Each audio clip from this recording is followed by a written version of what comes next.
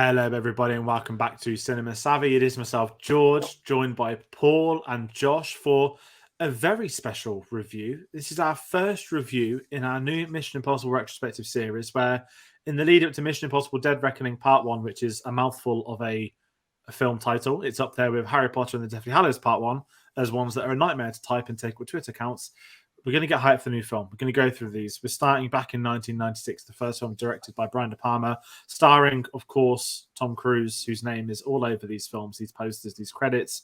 We're going to mention him a lot. Probably the record amount of times to mention Tom Cruise in a video is going to probably begin today, and I'm not going to count it. But before we get into any of that sort of stuff, how are we all doing tonight?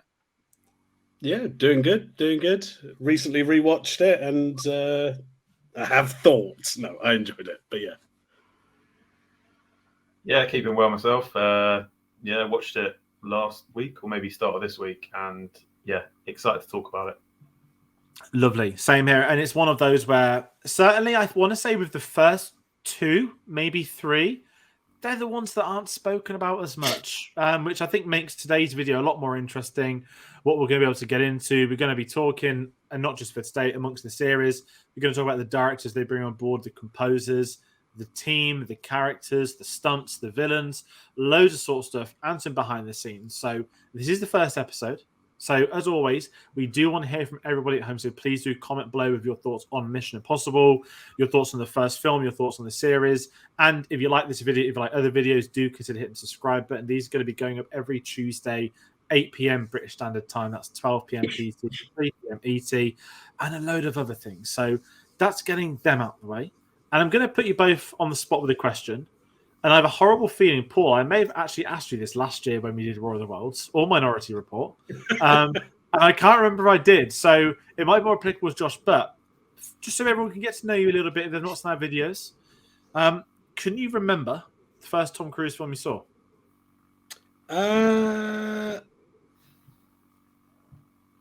I think it may well have been I think I said Minority, but it might have been Minority Report. It might have been this. I can't remember really. But I now feel like I'm this channel's go-to guy for Tom Cruise. Like, Tom Cruise movie. Yeah, call up Paul. But I think it might have been this. I do remember this quite vividly, being on TV a lot. So it might have been this or Minority Report. Okay. Josh, can you as well? I can't really remember, but I've got a feeling it's got to be this. Just because it was 90s and I probably watched it late 90s, not when it came out. I didn't go to cinema or anything to see it because I was 6. But definitely this, I would say. Okay, interesting. Well, we're recording this on Thursday the 25th of May. And this film was released on the 22nd of May, 1996. I wasn't born for another 7 weeks, which has really caught me off guard. That this series is actually older than me now. Not meaning to brag about that, but you look at a Tom Cruise film, and we spoke before in live that he doesn't really age, does he? I mean, he does, but he's aged very well. 28 years by the time Dead Reckoning Part 2 is out, he'd have played Ethan Hunt, and we're going back to the very first one, which is just remarkable. I don't know if it's the longest an actor's played a character. I mean, I guess you've got Indiana Jones, you've got Tron, but there's massive gaps in between. It's a good question for someone to comment. But the first Tom Cruise film I saw, War of the Worlds, I watched it on my 9th birthday in 2005, and I absolutely loved it. Still love it. Plug the video. Paul, as mentioned, we were on there last year talking about War of the Worlds, so you can check that out. And that was, I think it was like 2 hours 40. There was 4 of us. It was a lot of fun. It was long, but it was. Listen, it was a great night talking War of the Worlds, Tom Cruise, Spielberg, and that's got to be longer than the film, right? Itself. It was the longest. It was the longest video of the whole series. I think I could be wrong. I think it was, but it was worth it. It was a lot of fun, and I've got very fond memories of that film as well. But aside from that, we're going to kickstart as we always do. We're going to talk the IMDb plot synopsis, and for these Mission Impossible films, it's going to be curious to see how exaggerated they want to go, but this is nice and easy. An American agent under false suspicion of disloyalty must discover and expose the real spy without the help of his organization. Now, for those unfamiliar with Mission Impossible, it's not just about an impossible mission. Yeah. That is the plot of every Mission Impossible 6 of them. And kind of what's going to happen, I guess, with these, we're going to talk that each week. I guess we'll talk about Ethan Hunt stuff every week. I'm trying to still figure things out, but I should have opened with it was an adaptation of a TV series. Now I've actually better open question. Has anyone ever seen an episode?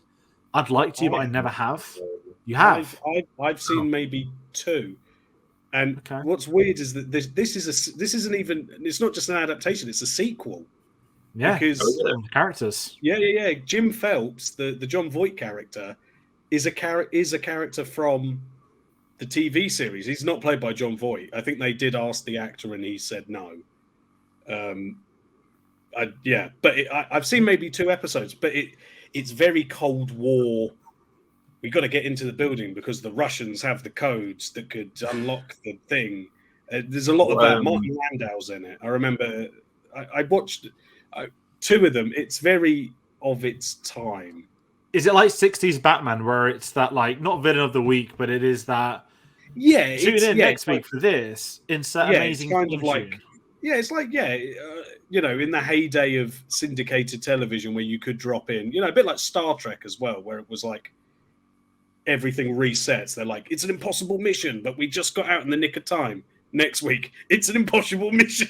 It's like, is it from the 60s? These Russians going to get the codes, guys. You're really not very good at this. So it was in the 60s. I believe Spock was in it for a while, and then they did a revival in the late 80s, and then it eventually transformed into the 90s. So we can actually get into that behind the scenes. But before we get into behind the scenes, I'd love to ask you both as well. Do you have not necessarily memories of this film as such, but maybe not the first time watching it, but just your thoughts on this first film leading up to the rewatch for today's video? Is it high up your list of your favorites? I'm quite curious at everyone's approach because the Bond comparison is going to come in a lot over this series, right? The James Bond films that have, they're anthology films, then suddenly they're all part of a bigger plot. They're all compared to each other these days. Certainly, the early Mission Impossible films feel like the old school James Bond films. We've got a different villain every time. And I think everyone's going to have their own stories. They're going to have their own favorites. There's going to be things that appeal for some and not others. So I'm just curious on your thoughts on this first one before we really get to delve into it. Yeah, I think I remember, obviously, the White Vault room scene. And I remember the 1,000,001 parodies of it. And it was really... I don't know. There was something about 90s movies that had the one bit that then every movie, especially like Pixar and DreamWorks animations, were like, let's make fun of the Jurassic Park. Let's make fun of Hannibal Lecter. And that was one that I remembered vividly. And I've gone back to them. I preferred it when it was like the TV show, when it was like Case of the Week, Villain of the Week. I quite liked it when it was like you get your director with their style and you let them do their thing. And Brian De Palma's like, I want it to be really tightly constructed psychodrama, and then John Woo's like, can everything be in slow motion and have doves? And then JJ Abrams is like, let's just shake the camera loads, and Brad Bird was like, it's a cartoon. And then you get Christopher McQuarrie, and it's like, he's very good. Tom Cruise is in charge now. Yeah, wow, he always was. Pretty much. You're not getting directors with There's no Tim Burton's near this. Although I would watch Tim Burton's Mission Impossible. That would be. God, that is intriguing. Sorry, I'm trying to think about we've had Danny Elfman do a score, which we'll talk about later on, but I'm just suddenly thinking of all these weird Tim Burtonisms that I picture Tom Cruise in. He's got to fight a load of skeletons and penguins in weird wax trees that go like that. That knockless scene would be him diving into hell, wouldn't it? Literally. Hell, that's what it would be. It wouldn't be like an all-white room. It'd be like black and white swirling mechanisms. God, with fish. There'd be lots of fish involved somehow. It's like that Wes Anderson Star Wars thing that went viral recently, wasn't it? It's like someone do that for Tim Burton, but in Mission Impossible. Oh my God, Wes Anderson's Mission Impossible would be amazing. No. Can you just picture how they do a stunt? It'd just be just diving into a swimming pool or something, wouldn't it? But center of the frame. He just pratfalls. The big stunt is him just falling flat on his face, and it then cuts to Bill Murray. Bill Murray just goes, "Oh, and that's it. Would work. And listen, people would love it. People would scream, "Wes Anderson's back! Wes Anderson's back!" As you can tell, Asteroid City's had its premiere this week, and there's a lot of very excited people on Letterboxd. Oh, it is, isn't it? But that's out at the end of June. What a way to plug Wes Anderson. When we do his retrospective, man. You know what? You're the second person to ask me that this year, you know. The other one knows who they are. They won't be watching this, I don't think. But yeah. But Josh, can you remember Mission Impossible as well? Maybe the first time you saw it, or just memories? Not the first time I saw it, but you know what? It's probably the one I've watched the most. So for me, it's I'm going to cheat here a bit and say joint favorite. I always think back to it, like when I watched Fallout, I was like, "Whoa, this is insane! Like this has gone straight to the top." But I always watch Mission Impossible. It's the one I watch the most, and I always just think, I really love this film, and it's like, I do flip between that and Fallout as my favorite. And like Paul said, the scenery suspended from the ceiling, there's just really memorable bits in it that just like, yeah, I love it. And it's not like the finale on the train as well is, for me, the best bit in the series. Excellent. I'm excited to get into that more. We're going to talk about that. I just love it. No, that's pretty. I think with me, this is a written. I've watched these films. The first one I saw was Ghost Protocol. I say many years ago. It'd come out. I think it was at the cinema. I think I saw Ghost Protocol like when it came out on DVD or Blu-ray or something back then. And then before Rogue Nation, I think I watched 1, 2, and 3 for the first time. And I loved the first one. I loved the first and third one. Yeah. I'm not so excited for next week's episode, but you know, who doesn't have its lovers though? Two does have its lovers. I know that. It does, and we've got one of them coming on, which is going to be great. But this was one of the. I mean, Brian De Palma. Again, I was at college, getting into film more, studying film more. I'd seen a few more Brian De Palma films, and I think as this series, I say he's got older. It's only been sort of 7-8 years, but certainly the influence of the director, I think is, I'm not saying it's missed at all now, but I think that's what makes this series stand alone a lot better, that you can tell who's been directing what film. And I think that's a massive compliment for the series. And I'd go so far as say I don't actually think James Bond's ever had that, bar the last 10 years, where they've gone for auteurs in the sense of James Bond started doing it, whereas Mission Impossible, I think it just happened go luckily that they wanted X, Y, and Z to come in and do these films. And I think with this first one, at least, this stands out for great reasons. And if anyone hasn't seen many Brian De Palma films, I do recommend going out and watching some. The right ones are incredible. And I think it's actually one of the most interesting choices the series ever did, was getting him on for the first film to sort of not necessarily set the tone, but I say set a standard. A standard they got themselves back to pretty quickly after. It was back when Tom Cruise did mid-90s do work with interesting, auteurs. I mean, Tom Cruise is the only actor I can think of who's done Spielberg, De Palma, Scorsese, Coppola, Ridley Scott, Tony Scott. He's like Stanley Kubrick. He's got like Paul Thomas Anderson. He's got like Michael Mann. He's got like all the the directors that film nerds love. Make films. Like, he's got the gauntlet, hasn't he? Collecting them all. He needs Nolan. He's doing a maniacal laugh as well. Yeah, he's like properly got like all the great like auteurs that the film nerds love. He's like got it, and he's Ron Howard as well. I just realized he's done that. He is. I think he's a George Lucas away from snapping, other films out of existence. Frankly, he is literally that. He's collecting directors like nobody's business. And De Palma, especially because this one's so much more of a. I feel it's more of a thriller than an action movie. It makes sense that you would get Brian De Palma, the guy who basically wishes he was Alfred Hitchcock, to like do it. And when you get to the White Vault scene and he's like, no music, just sound effects, just silence, you're like, this is too effing tense. It was, I can't imagine what it would have been like in the cinema with the loud sounds. That would have been crazy good. Saying that, like you said, thriller, like it's like the most espionage kind of one. It actually feels like a spy film, right? Whereas some of the others are a bit. It's kind of funny that the stakes of this film are so low stakes compared to like when you get to Fallout, where they're like, there are 3 nuclear balls, and if you put the 2 balls or the 3 balls together, they will blow up half the planet. And this one's like, if they get the other half of this disc, then it tells them who all the spies are, and then they can sell that, and then the spies will maybe get murdered, maybe. And you're like, have you seen a Skyfall?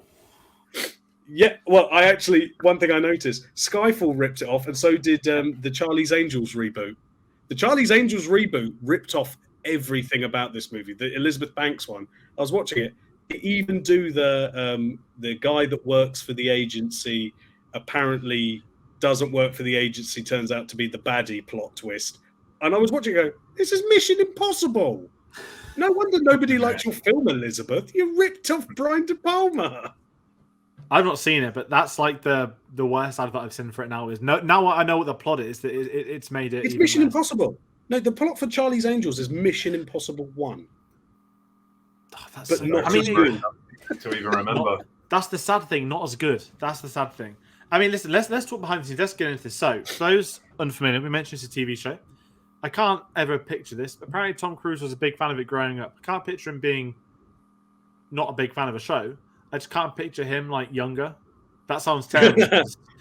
I've seen his shows from the 80s, his films from the 80s, but you know, part of my mind thinks when that 80s revival came back, did Tom Cruise sit there thinking, I want this. I want to be involved in doing this as a film. And for all intents and purposes, a production company is going to come up a lot throughout the coming weeks.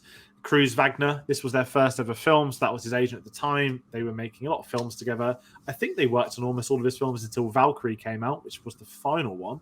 That's going to 2008, a film I remember very, very well when I was at school. But we know who wrote Valkyrie?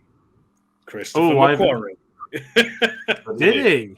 He was involved in the writing. I think it was the first time he worked with McQuarrie on something. I think he came in for rewrites. Because Bryan Singer obviously did Usual Suspects with McQuarrie, and I think that was when Cruise was like fell in love with the true love of his life. I mean, it's worked. It's worked for them. You got Top Gun credits as well for story, and The Mummy. I always forget that film came out. I don't want to like dissect, but yeah, you know, the Monsters universe somewhere in an alternate timeline, that was a really successful cinematic universe, and everyone was really excited. It will kick into gear at some point, I'm sure. It will revive itself. There was going to be a whole universe of darkness. There was going to be a whole universe. What was it going to be? Was it Javier Bardem, Johnny Depp, Tom Cruise, Angelina Jolie was going to be Bride of Frankenstein. That Russell Crowe was Dr. Jekyll and he was Mr. Hyde. That picture has so much promise, didn't it? That picture release, and everyone's like, oh, yes, this is going to be the next big thing. And then. I mean, if you think about it, not to dissect from Mission Impossible, but ironically saying it's being in a Mission Impossible series, I can't picture Tom Cruise doing another franchise. Like, that mindset seems to have me that. I say, look at the amount of films he's in recently. He's not made too many. Obviously, COVID's been a big thing. We know there's plans down the line for post Mission Impossible, but I'm glad it didn't take off in a really nice way. But you know, I know that they did a oh god, what's The Invisible Man? That was meant to be very good just before lockdown happened, didn't it? So I'd like to see that universe to an extent come back, just not as that cinematic universe. Just get some of those classic characters out and adapted for the big screen. But heading into this one, so. I have not seen the film, The Firm. So Sidney Pollack directed that. Tom Cruise, isn't it? Good. I've been going through a lot of my Tom Cruise films. I've been catching up. I've seen Jerry Maguire for the first time recently. I saw Born on the 4th of July. I've been going through, ticking off some of these as we get to Mission Impossible. Just so I get to, Paul, as you always say, that 90s Tom Cruise. I've got Magnolia to watch. It's 3 hours and 20 minutes. It's just literally it's the roller coaster going up because it's like hit after hit. Like The Firm is great, Mission Impossible's great, Magnolia's great, Days of Thunder's okay, Eyes Wide Shut's pretty watchable, Collateral's amazing, and then it goes down. I'm going to do Mission Impossible 2, then I'm going to correct it probably with something incredible. So maybe Magnolia this weekend. Who knows? But Sidney Pollack was brought on board, and he was involved with Cruise Wagner, and then it was him that got Brian De Palma involved. So he spoke to Brian De Palma about directing it, and alongside this, Steven Spielberg, who would go on to obviously work with Tom Cruise on Minority Report, incredible film. War of the Worlds, I think, also an incredible film. They would go out for dinner a lot, apparently. It's the story. You can read about they'd have dinners a lot, way before they worked with each other. And Brian De Palma came for one of these dinners, and that's where they were introduced. And Tom Cruise famously went home. He watched all of Brian De Palma's films and convinced himself that this is the right guys to do Mission Impossible. I don't think his intention with dinner was for Spielberg come do Mission Impossible. I think it was more of a probably, I'm guessing, hey, here's someone that kind of could do it that would like you to do it. But do you reckon Tom Cruise, being Tom Cruise, went home, watched all the Brian De Palma films with his eyes like Clockwork Orange? And 2 curries. Forcefully held his eyes.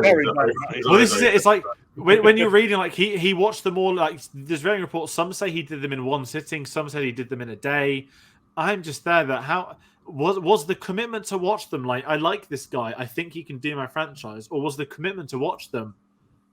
Do I need to watch all of these to see if he's good, or am I convincing myself he's going to be good? Because, I mean, mid-90s Tom Cruise, he's one of the biggest A-listers in the world. He still is, all these years later.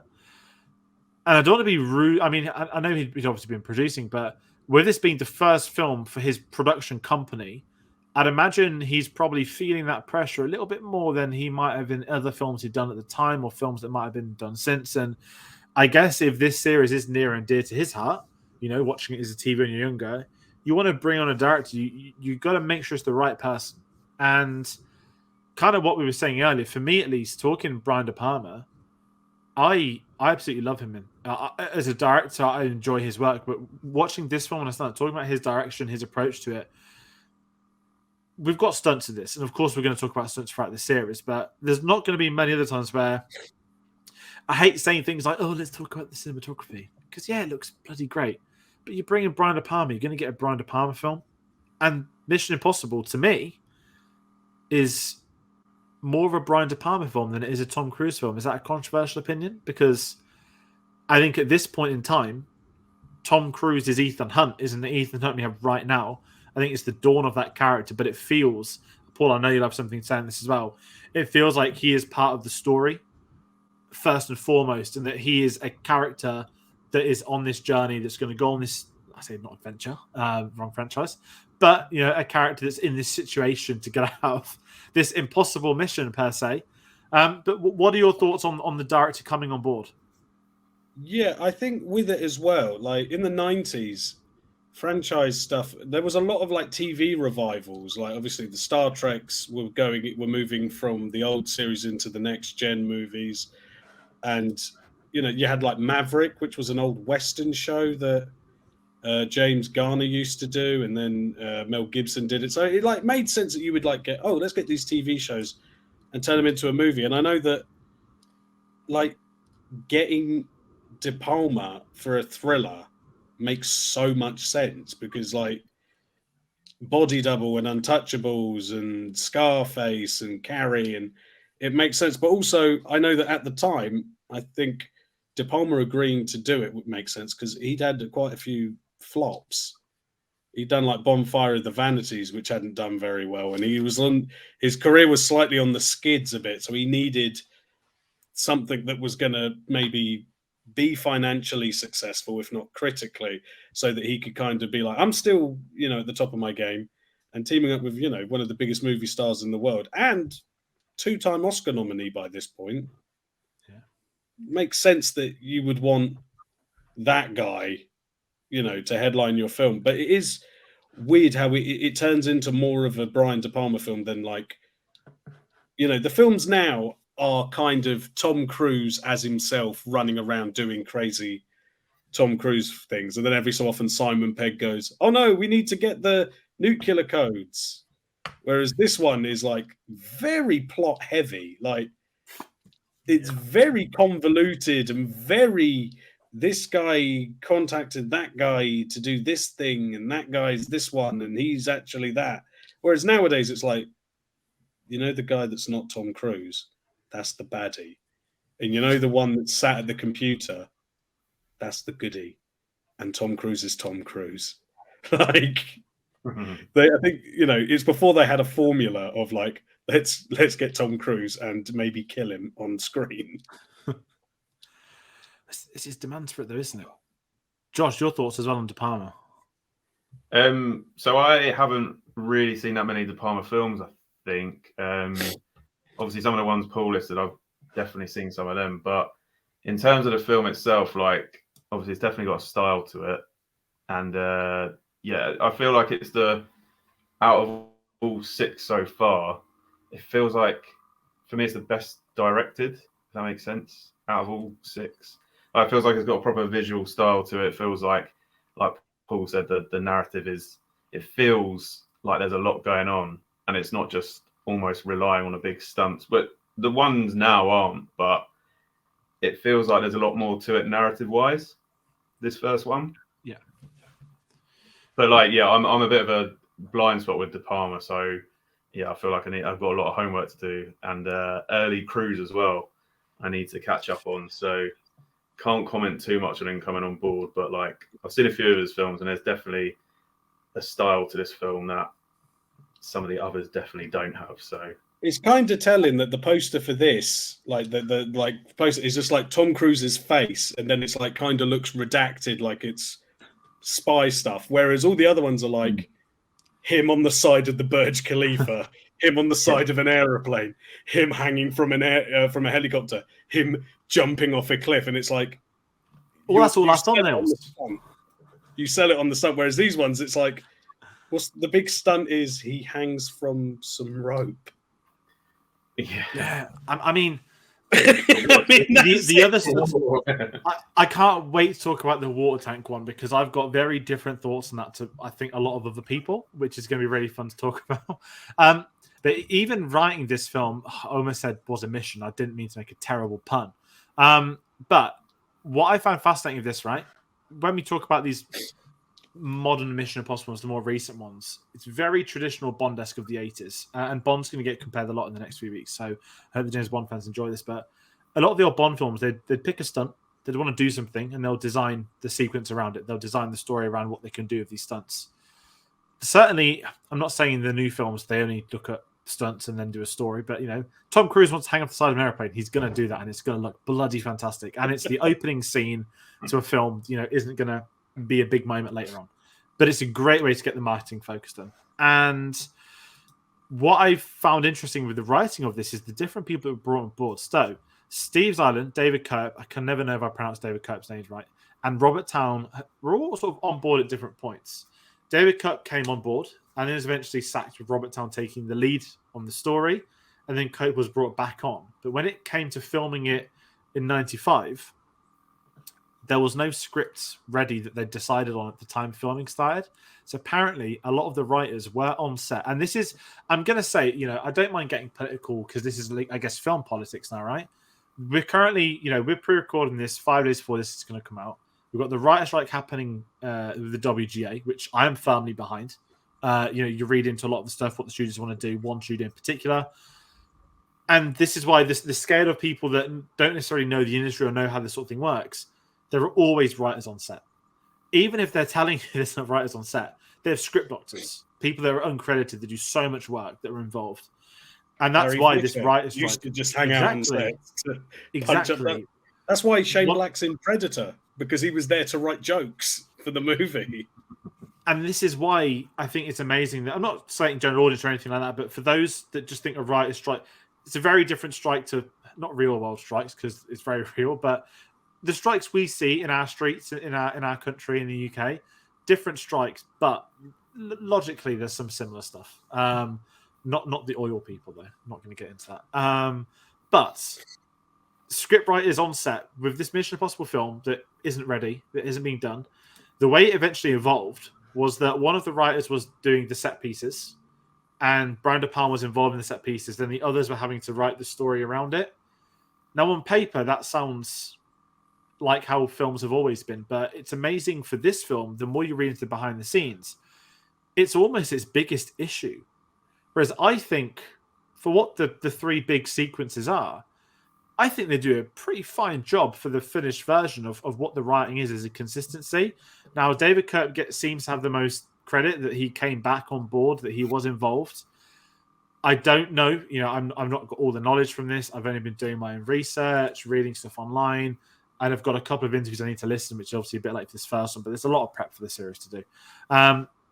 But what are both of your thoughts on that? Not just, I'm not going to ask you about what your thoughts on the WJ writer's strike, but just, how this film has ended up being after, quote, issues, which, like many great films, issues on set, things not being ready does lead to pretty phenomenal stuff at times. Well, the thing as well, and like you keep saying about Bond, and it's interesting. What's the Bond film everybody hates the most? Quantum of Solace. What was happening at the time of Quantum of Solace? Writer's strike. Boom. Like, that's all you need to... Like, when people complain about the writer's strike, that's where you go. You go, who hates Quantum of Solace? Everyone puts their hands up. Writer's strike. Boom. There we go. Everybody sit down, pay them what they're due. But, like, it's funny. I was reading a thing. I think it was around the time of Fallout. Tom Cruise and Macquarie were talking to somebody who was involved in the film, and they were going like, oh, it's crazy. I don't like working on films where there's not a script. It was like a producer or something. And Tom Cruise was like, oh, that's how we make a mission. We just start and we fashion the film as we go. And you think you could make, like, if somebody said, oh, we were making this indie horror film and we just kind of made it up as we went along, you'd be like, yeah, that makes sense. If you got the money, you just do it. You don't think of that when it's a, $50 billion Tom Cruise getting shot out of a cannon into a brick wall type situation. And with this one, I have to admit, it feels a bit more obvious in this one, in that the film feels like three distinct moments with a little bit of chatter in between. Like, you got the big opening mission, you got the vault scene, you got the train scene, and then actually everything in between, you're a bit like, oh, is that bit where he goes to that hotel and chats? Oh, there's that bit where he's in a room with them people. There's not a lot of stuff in between those three big sequences. And then, the opening mission bit is like half an hour. It's like, considering it's like a James Bond pre-title sequence, really, it's like a quarter of the film. Like, and again, when you get to the White Vault Room, that's like half an hour as well. And then you got the climax. So you've only got half an hour of in-between stuff peppered between these three big bits. It's kind of crazy to think about it. But even rewatching it, I was sort of taken by how it's set piece, little bit of stuff, set piece, little bit of stuff, set piece, end. It was kind of bits. Sorry to jump in, but some of the bits in between are like, you could actually watch it and sort of feel, these all feel very similar, right? And it's like that, it doesn't feel like there's a differentiation between some scenes between the big set pieces. And yeah, it just feels a bit filler sometimes and not like actually vital. You could just forget it in a second, but yeah. Everything they're sort of setting up as well, when they're bringing in certain characters, you don't know if they're going to stick around. Can you trust them? Can you not? It's that constantly being on edge that I think they really deliver with this, and kind of heading into the story with this, what we spoke about with the plot earlier. Yes, he's disavowed unfairly for the first of many times across these film series. Stop disavowing him. He's clearly not the bad guy. But what I kind of want to ask you both, and I guess this heads into the main plot, and we're gonna do a little segment each week where we're gonna ask, was it an impossible mission? I'm not gonna answer that yet because obviously every time, maybe bar part one of Dead Reckoning, because there's a part two, we'll know that maybe they fail. What I find fascinating is the story for this. It feels not the most natural way of doing it. I saw an amazing video on Twitter, and I don't know if it's from Brian De Palma's commentary or if it's from his interview on Light the Fuse. This was months ago. He spoke about the approach, and he basically said that you need to take a series, a concept where there is a team of people, and you need to turn that into a Tom Cruise film. And basically the answer was, I've got to kill everyone to make it that Tom Cruise film. And ever since I've sort of seen that clip, them discussing it, it's kind of not made sense from how obvious it is, but it's actually, I think, quite a ballsy opening sequence as such, because I couldn't tell you in the mid-90s how big a name, I mean, Estevez was, of course, he'd been in a lot of things. We've also got Chris and Scott Thomas, who we know have had amazing careers in the decade since as well. But I still find it fascinating that they bring in this team, kill them off, and actually it was all part of the master plan from Phelps working with Max to the degree with Krieger involved and Claire. I love that this story is very much the antithesis of trust no one.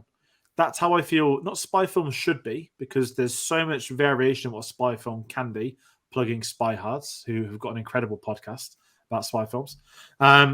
It's one of those where with this one, for a big stakes action, bringing a TV series to the big screen, I felt like the story delivered on that, and that it didn't feel as formulaic. Granted, it's a very it's a formula that does happen in spy films. I at least think the combination of the writing, the directing, it works for what this story is going to be. And in tandem with that, doesn't work if Tom Cruise isn't on his A game as an actor. Yeah, it's very much it feels still quite Cold War-esque. And obviously the TV show was a Cold War show. And it's still, in the same way, a bit like GoldenEye, where it's like reckoning with the fall of the Berlin Wall. It's still got that paranoia. Whereas in the later ones, that's bad guy, that's good guy. Whereas this one, it's like, maybe Tom Cruise is behind it. Maybe he is. Whereas nowadays, I was watching the trailer for Dead Reckoning, and they're like, we think Ethan Hunt's gone rogue. And it's like, well, he didn't go rogue the last 5 times. Why do you now think he's gone rogue? What about him willing to, blow himself up is giving you the idea that he might now go rogue? Whereas in this one, he is a character. He's fleshed out. And those scenes in the hotel room with Krieger and Ving Rhames, Luther and Claire, that scene where he does after they've done the mission, he's got the disc and he's got the 2 discs. And Krieger wants it, and he's doing like the sleight of hand stuff, and he's like going up to Claire and like going, "Whoa, it's right here," but now you can't see it. And you're like, maybe he is stalling for time. Maybe actually he is the bad guy. Maybe you spend the whole thing going, why would you trust these disavowed agents? Actually, I wouldn't trust him. And you do you do end up getting quite paranoid going, did Krieger drop him on purpose to botch the mission? Is Luther Luther takes so long to get the stuff up. Is he doing it on purpose? It's kind of, it gets the paranoia that the later films then just go, yeah, Tom Cruise, good guy. Tom Cruise is a good guy. And all the people that are sat near him are good guys. And everyone who's not a good guy is usually going, we think he's gone rogue. Whereas in this one, there's a very real chance he's gone rogue. Yeah, well, watch it be the biggest carpet puller of the century when he ends up being the mastermind behind all the bad guy stuff in the later films. And he was John Locke. Actually be rogue, yeah. He was actually behind the apostles. Or Spectre, where actually it's his stepbrother that he grew up with through an adopted family, and actually he's the villain of all of his pain from the last 20 years. It was me, Ethan, the architect of all your pain. And it's Christoph Waltz exactly the same. It's just him again, sitting in a chair. I was going to say, when watching it again, the opening where the team die, right? And then he sees Jim get shot, and then obviously the blood on his hands. I was watching it and thinking, you can clearly see that he is pointing a gun at himself, right? When you watch it back, it's like, it doesn't take a genius to work out that is someone shooting himself, because you can see the arm coming across like that. And I was just watching it like, how's he not just watching that going, come on, Jim, what are you doing? Why are you shooting yourself? It just struck me as a bit like, that doesn't seem as, it's pretty obvious. I see what you mean. I mean, now you've said that, I'm probably never going to see this film the same way and think that, or is it the difference of, being in the 20s, which sounds so weird to say, and we see weird people on TikTok and Instagram doing all this stuff for attention anyway. Why not John Voight in the 90s? And that's what also, I kind of love. Oh, sorry, it's nuts to think, like, obviously John Voight now. It's hard because John Voight now is a crazy right-wing Donald Trump is the greatest Republican president since Abraham Lincoln, and his humanitarian daughter hates him. But in the 90s, John Voight was like, He was in Heat. John Voight was like an Oscar-winning actor. Like John Voight, Coming Home, Midnight Cowboy. He was like a proper actor. So the idea that he's going to show up, and it almost, this is 96. It's like the year of get the A-list, kill him off in the first scene. Because this is, the same year as Drew Barrymore in Scream. And you're like, oh, they just killed Drew Barrymore. But she's like the big name. And in this, you're like, no, they're not going to kill off John Voight. John Voight's A-list. John Voight's Oscar winner. He's he's the granddaddy here. He knows what he's doing. And then he's like, oh, I'm dead. It's quite shocking. Yeah. You're like, oh, you kill John Voight. And then the idea that he'd come back and be like, I'm actually the villain. In the 90s, you must have been like, John Voight's the baddie. Nowadays, you'd be like, yeah, John Voight's the baddie. You'd have known he'd come back. You'd have worked like, and I guess this is the problem with like not films these days, but I feel there's an approach to filmmaking, to writing, where writers, and I think some have probably even addressed it, some seem very conscious of online reactions after. I'm not talking like reviews, critics. I'm talking like just the concept of discourse seems to affect how some people will approach making films and TV, which I think I understand why for many reasons. At the same time, why it's sort of like it's not the death of writing, but just go for it. If you've got an idea, if you've got a story, don't let one. It's like the whole cinema sins thing, isn't it? That they're going to look for that insane loophole to put a little ting sound effect, however they do it. I don't know if this did a thing actually, and let people take it away. Are they? And it's funny. It just not to bring up the MCU, although I'm about to. When you watch the Winter Soldier, I was watching it with the commentary by the Russos and by Marcus and McFeely, and they would talk about this Mission Impossible being a big inspiration, as well as things like 3 Days of the Condor. But they're talking about scenes where Cap has to do stuff that seems impossible. They're talking about the White Vault room. How is Tom Cruise going to steal the knock list? And they're thinking about how is Cap going to escape from these people? And one of the things that they say is that, when they kill Nick Fury off, quote unquote, they were conscious that they're like, people probably won't buy that Nick Fury's dead because he's Samuel L. Jackson. He's a big comics character. And they said that they very consciously put the surgery scene in with Cap and Nat watching, and the fact that she touches his head and he's on the thing, and they're like, they linger on it because they're like, audiences, if you just go, he's dead and you don't see it, audiences go, he'll be back. So they were like, we had to consciously put him dead on the thing and then give you the idea that Robert Redford was going to take over as the leader of S.H.I.E.L.D. because who's going to follow Samuel L. Jackson? Robert Redford. And again, in the same way that John Voight was this American icon of acting, Robert Redford there, it's like Robert Redford doesn't do franchises. Robert Redford's like the man. The idea that he's going to show up not just in Captain America, but he's going to be the villain of the film. He's going to be Hydra, and he's like this American institution. I think it's quite interesting that you see a lot of what things like the MCU do in this Mission Impossible, this idea. And I saw that one of the, Robert Redford was considered for the Jim Phelps role. So they clearly were looking for that American icon of acting that the minute you see Robert Redford, you're just like, I trust this guy. He's a good guy. He's all the president's men. And John Voight as well, back then, you'd be like, oh, he's going to be like, the trusty old geezer.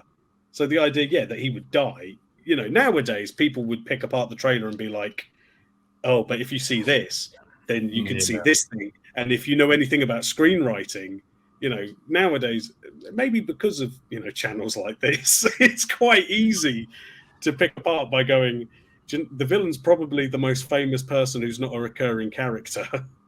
But then what you could do with Mission Impossible is the fact they always wear their rubber masks, don't they?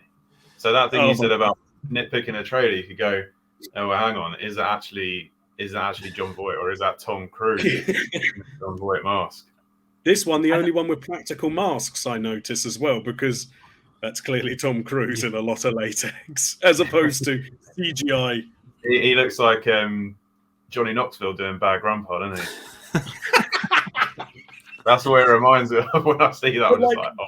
It's so funny when you get to the later ones. Like Mission Impossible 3 is hilarious because there are scenes where Tom Cruise talks to Philip Seymour Hoffman, and Philip Seymour Hoffman's slightly taller than him. And when he dresses up as Philip Seymour Hoffman, he rips his mask off. It's like, you are a different height. And also, Magic. Are you wearing like you shed that fat suit? You're clearly he has to wear a fat suit because Philip Seymour Hoffman is a fat guy and Tom Cruise is not. It's so insane that like, you know, the mask stuff gets, and again Marvel do it as well, where it's like, I'm not actually the old security council woman, I'm Black Widow. Well, they've got Secret Invasion coming soon, so that's going to be a whole new meaning of people taking masks off, being aliens. I'm not actually Samuel L. Jackson. I'm actually Skrull Man. I think what is intriguing, though, and kind of actually with this film, you mentioned that even the trailers, to me, the best thing the Dead Reckoning campaign's done is, instead of doing a trailer at Christmas to put attached to Avatar, they just did a behind-the-scenes trailer for the stunt, because that functioned as well. People want to see Tom Cruise do mad stuff. There's your trailer. How did Tom Cruise do this mad thing? I saw.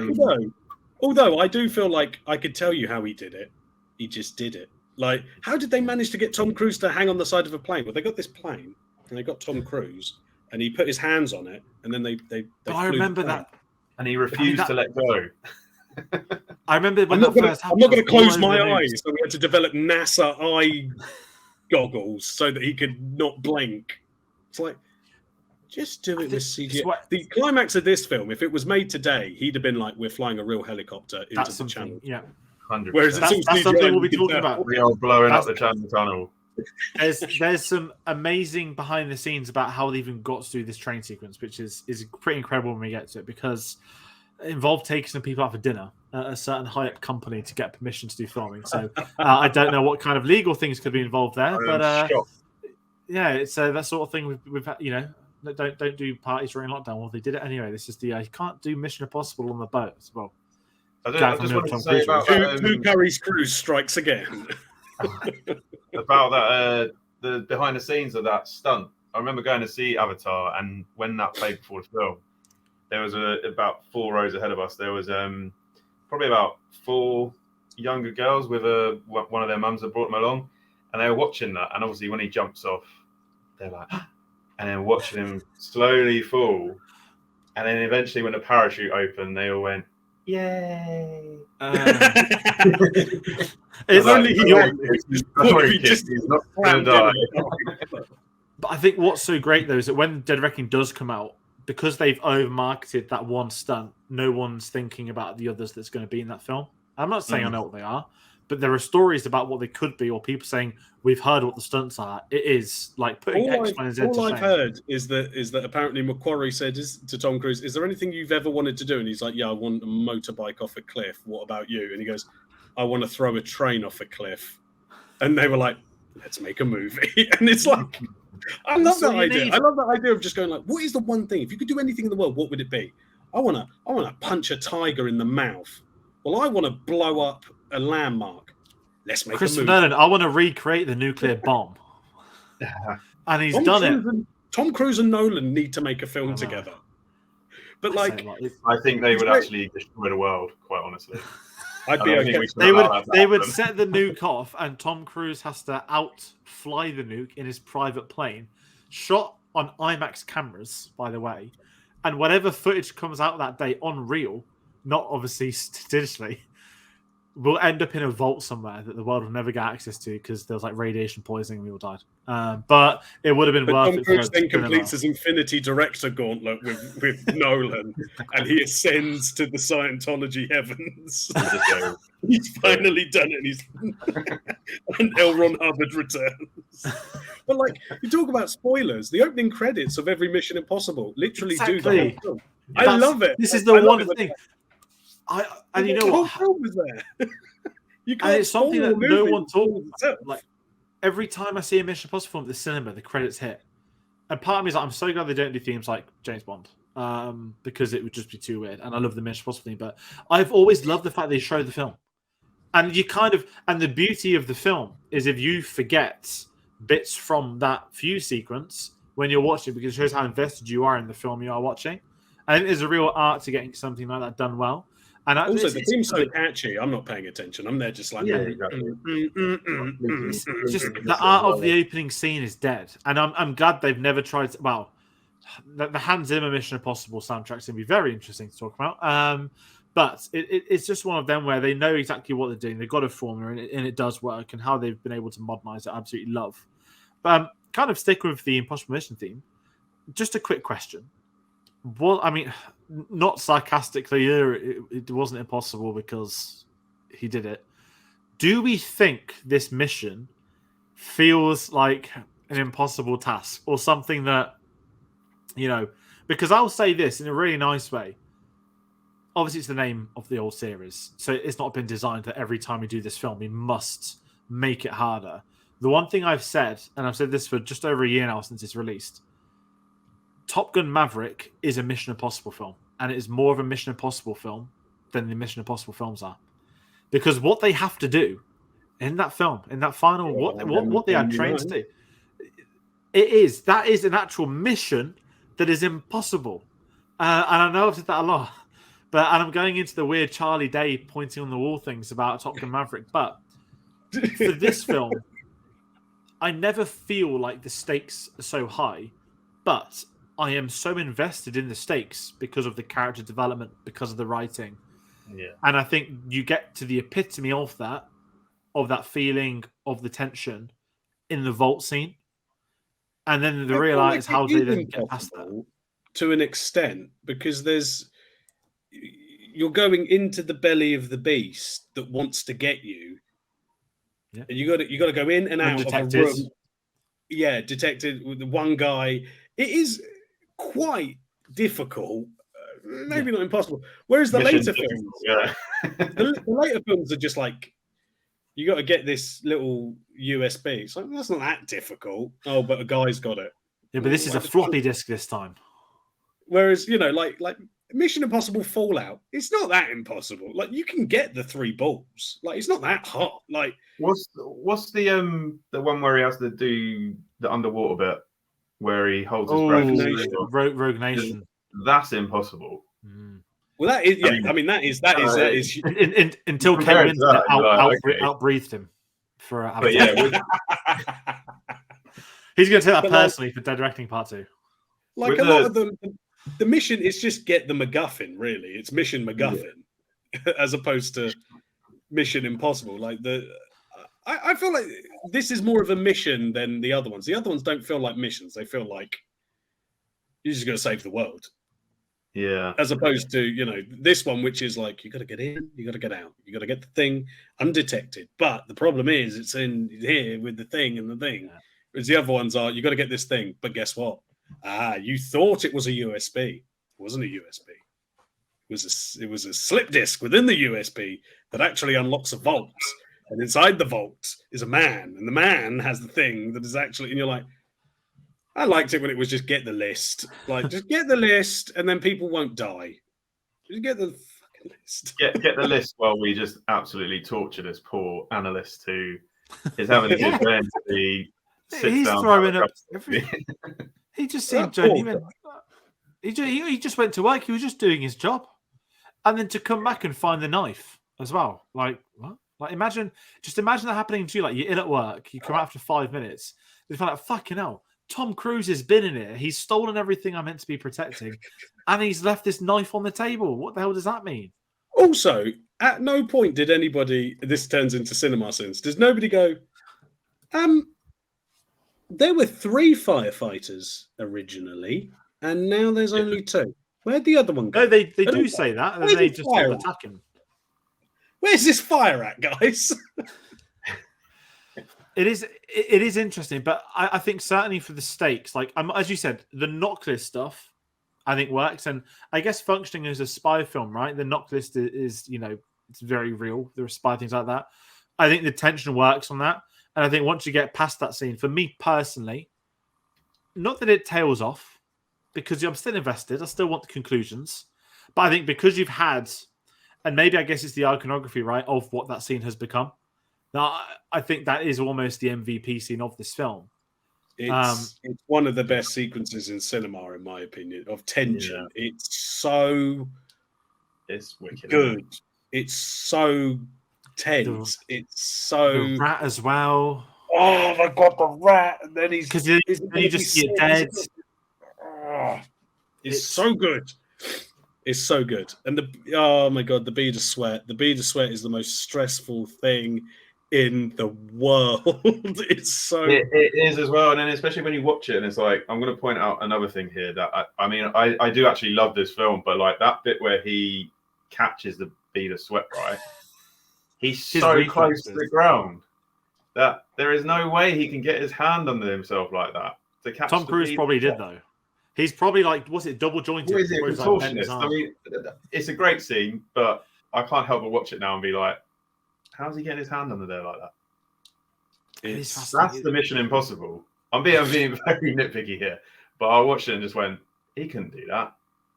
It is funny as well watching 90s technology where this was like where it's meant to be hyper real technology of the future, and the climax of the film is, can you not download this quicker? Like, you just got Vanessa Redgrave going, well, reboot the system on a laptop on a train. It's like, oh my god, this is so 1996. At least they can get a seat on the train back then. Can't do that anymore. No, they'll all be watching. One of these days, we're going to get a. There'll be a. Lives up to the name, and it is actually an impossible mission, and he fails. And if it took place today, sitting down. Ving Rhames has always sat down, and I respect that about him. There'd be a train strike if this was today, and they wouldn't have had to have the climax. There we go. There's been a lot of them. Up the workers, I always say, though, just to get that up there. But there's a lot of train strikes. That's why I didn't get to watch Fast 10 at the press screening. Sorry, guys.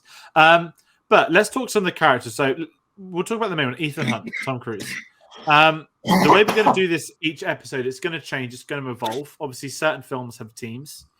This film, I guess, has two teams to a point. A lot of villains on both sides at certain moments. So I don't know how best to talk about it. We spoke about Tom Cruise a lot, but what I'd kind of love to ask you both with this one, at least this first one, and I'm not trying to, rank performances, but the first Mission Impossible film, he's producing, he's been involved in from the get-go to prop up the $70 million budget that Paramount put forward.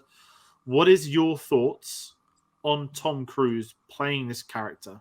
Because I will say, as I sort of hinted earlier, performance-wise, from an acting point of view, from a character arc, I think this is one of the strongest Ethan Hunt character arcs, one of the strongest Ethan Hunt performances.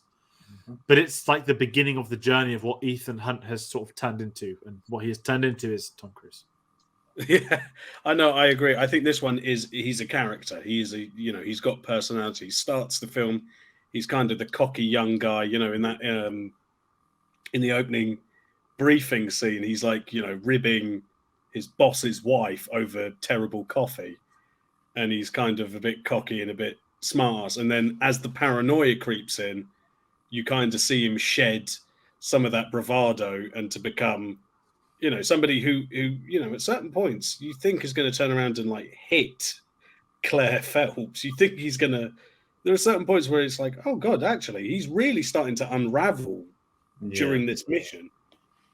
And I feel like, that the scene when he discovers Phelps is alive on the train, there's a real good performance of a guy looking betrayed by someone. Yeah. And even though they don't share a lot of scenes together in the film, I think Tom Cruise gives such a good performance. John Voight gives such a good performance that you already buy into the idea that maybe there is a father-son surrogate thing going on. That maybe, Ethan really looks up to Jim Phelps, and Jim kind of sees some of himself in Ethan. And you get that just from like two scenes of them. And even just the way that, when he's pretending to be compromised and having been shot, he doesn't call out for his wife. He doesn't call out for anyone else. He calls out for Ethan. So there's a real thing of like, clearly Phelps knows that Ethan maybe has a father figure thing going on. So I think there's a really good Tom Cruise performance in there that you do believe in, that, by the time you get to Fallout, it's just Tom Cruise. He knows everything. He's not paranoid. He's never compromised.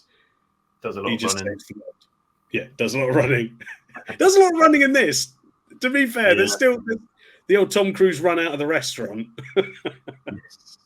Yeah. The opening half hour alone, like the whole team getting killed off, just that for me is a better performance than like pretty much the rest of the other films, really. Because like you said, he's a cocky one of the team, isn't he? He likes to let everyone know, and then just the sheer desperation in his face and everything as each member of the team is being killed in front of his eyes, and he wants to save them all, but he can't. And it's really great from Cruise. It's my favorite performance of his in this series for sure. Might actually be one of my favorite performances of his in his career. But yeah, that opening half an hour alone just seals it for me.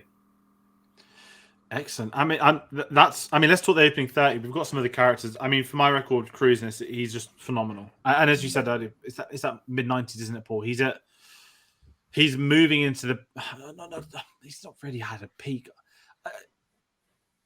He's sort of stayed at the top for a very long time. I know people say he's dipped and weaved and whatnot, but in terms of who he's acting with, who he's performing with, I think it's really fascinating that the release of this film, the fact this came out in '96, the fact he was working with the director he was working with, he's about to work with some other greats as well. I do think his performance is right up there with the others. And kind of alongside of that, if we talk about a couple of the members of the team, if we kickstart with, I guess we can say Team 1, we've got Jack, Sarah, Hannah, and I'm just trying to think of the best way to phrase this. So do you want to keep Claire and Jim on for this opening convo? Do we want to merge the heroes and the villains? How do we want to play it? Yeah, I would say so. This is the one where the heroes and the villains are kind of merged. It is that thing of the team, but they're the baddies. So I would include them. Perfect. Let's do it. So first team, right? I'm going to have a really embarrassing confession. I didn't realize that Emilio Estevez was in this until a couple of weeks ago, until I read an article where Tom Cruise wanted to resurrect him in Mission Impossible 2. And apparently the two of them have been friends, apparently outside of the industry, or were in the 90s at least. They were in a film together in the past where Tom Cruise appeared uncredited, which I thought was really interesting. And then they Young kind of Guns. said, Yeah. Young Guns. And they kind of said, well, you can't really bring him back because this is the character that, was squashed by an elevator, politely put. Yeah, he literally got spikes in his face. Yeah, and I think for the first few minutes, what I kind of loved of it is you can tell, not that the camera's there, you see the importance of the IT guy, right? Even for the mid-90s, the importance of him being able to get in and out of places, getting everything set up, transporting them around. It made sense that Jack was the first to go. Because it really set the stakes of the next 20 minutes is, okay, the guy we've spent the most time with, we're going to see him get off now. Now, how are we going to take the rest of the team out? I would say I like how they do it. And we haven't mentioned Prague yet, which is where they shot most of this film. I actually think one of the best things about this is that it wasn't in America. It wasn't New York. It wasn't LA. It wasn't Chicago. It was them on a mission in Prague, a city that, I mean, I've never been, but I'd imagine like 90% of people watching this film are unfamiliar with. That, you've got this, I mean, where Jack goes, you've got this incredible, not Jack, sorry, where Jim goes, you've got this bridge, you've got the mist. The way they shoot this opening sequences, I think really sells it, but I loved the team dynamic and even, I guess, the pre-title sequence, if you want to call it that, having them have one very quick, successful mission then followed up by the one they fail at, I think is a very good way to get the plot moving, to get the ball rolling. But certainly the team, I don't have massive standouts, if I'm being honest, aside from Jack. Obviously, Claire and Jim are their own sort of thing, I guess, when it evolves. But what are both your thoughts on that first team? Yeah, and also the fact that you were saying about Prague, they're like with 96, so 95, they're only recently out of communism. Again, it's the Cold War thing. They're, Prague's only just coming out of the comic. So you've still got that communist,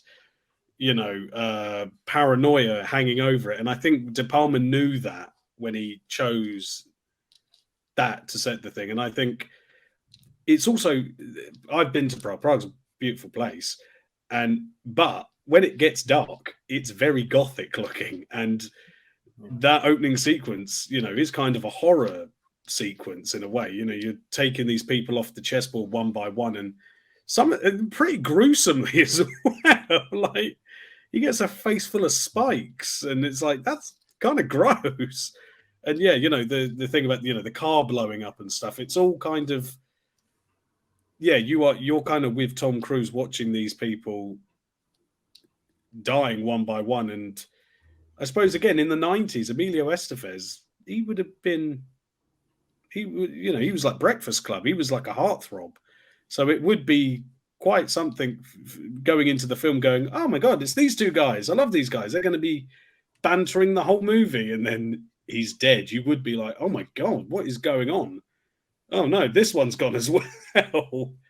And I think that's what works really well with this first team, is also that you kind of, because you get that briefing scene with them, and you get all the because it's the the end of the mission goes awry, you get enough time of them bantering and ribbing each other in the mission. When the computer guy's not doing it doesn't load quick enough, and they're having a go at him, and it just works so well in building the tension of, oh, we're going to be following these people doing something crazy for a whole film.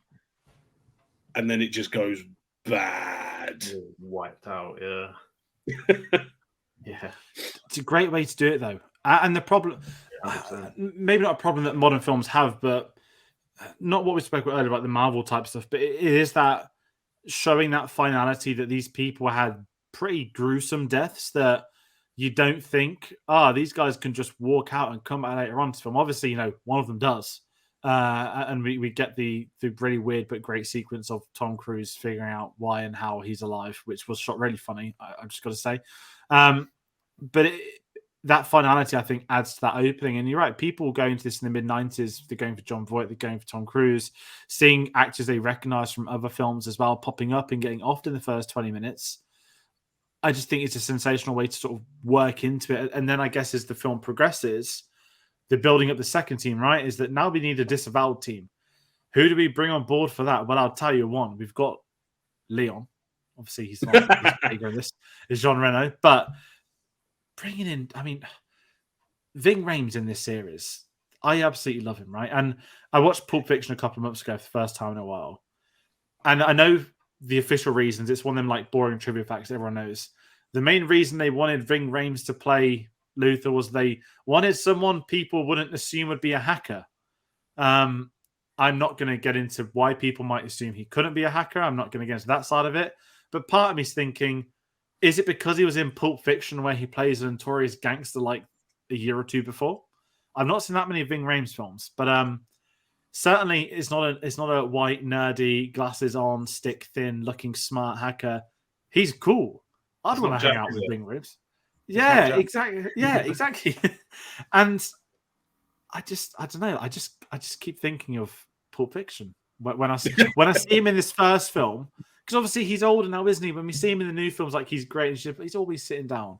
But I think in this first film, it's like he's intimidating. He's not got legs. That's what people don't realize. he's intimidating. Like, yeah, and he's disavowed. He's intimidating. He's the gangster from Pulp Fiction. That took a genius way to bring someone into this series who no one at the time in 1996 would think, yeah, he's going to be around for another 28 years worth of these films too. Maybe it's not all of them, but just what are your thoughts on also that second team, their chemistry? And because again, it just plays up that paranoia of who can you trust, who is good, who is not good, who is going to betray him. And that's what this film needs. And they deliver with both teams. And I think they don't get the chemistry right on both of these teams, the film fails. Yeah, you get it so well with Ving Rhames as well. Even when they're like talking to him originally, and he's like, "After the mission, I keep the equipment," and you're like, "Is he just? I don't know if I trust him." And then Jean Reno, you're just like, "He's French. I can't trust him." I was going to say with Jean Reno, it's the bit after they've got the knock list, and he's driving the fire truck, and it zooms in on him, and he's just sitting there. Like really, and the music as well, and it's just like, yeah, this guy's a bad guy. This guy is going to turn, and Yeah, I think just him in that film. As soon as I see him, I'm like, yeah, he's gonna be a villain. Let's be honest. He'll always be Leon to me. He'll always be the professional. Imagine Gary Oldman in a Mission Impossible film. As a baddie, as the baddie from Leon, but just in Mission Impossible. I want to see it. Let's make it happen. I want you to kill the entire IMF. What? Everyone? Everyone! He'd fit in though. Has he been in a film with Tom Cruise before? Just trying to think. I don't think so.